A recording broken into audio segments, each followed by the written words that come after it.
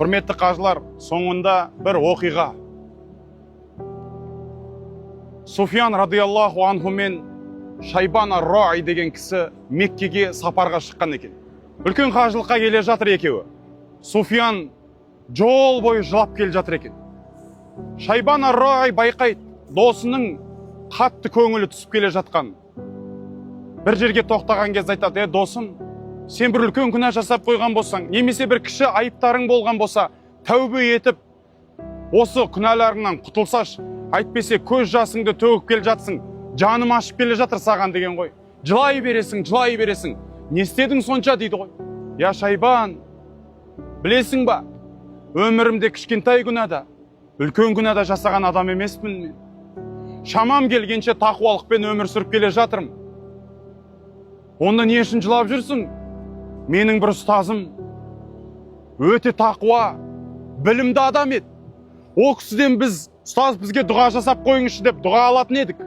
Кейде жаңбыр жаумаған кезде ол кісіден дұға қылыңыз, жаңбыр жаудырайық деген кезде дұға қылғанда жаңбыр жауатын адам болған. Бірақ өмірінің соңғы сәтінде жүзін құбыладан теріс бұрып, кәпір болып, мұсылманшылықтан тайып дүниеден өтіп кетті деген.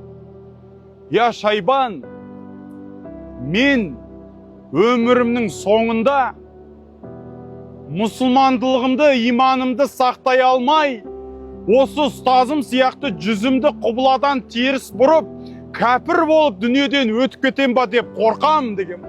Ал-амалу би-хаватимиха, амалдар ең соңымен бағаланады емес па? Менің өлім сәтім қалай болады? Имандылық жолында өзімді өзім мына қадамдарымды нық сақтап қала алам ба, қала алмайым ба деп қорқам.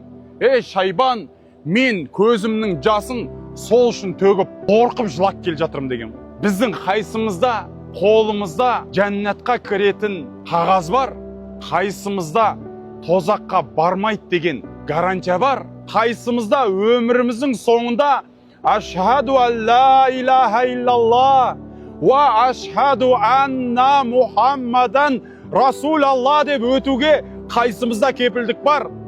Комада жатқан кеше бір жігітті көрсетіп жатыр. Бір сәтке өзіне келеді екен де өлең айтады екен.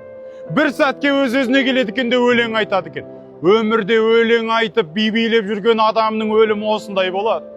Қаншама комадан оянып кетіп, азан айтып атқан адамдар, Құран оқып отырған адамдарды көрген кезде Аллаху акбар дейсің. Өмірін азанмен, Құранмен өткізесің. Қалай өмір сүрдің, солай өлесің дейді пайғамбар. Қалай өлдің, солай тірілесің дейді.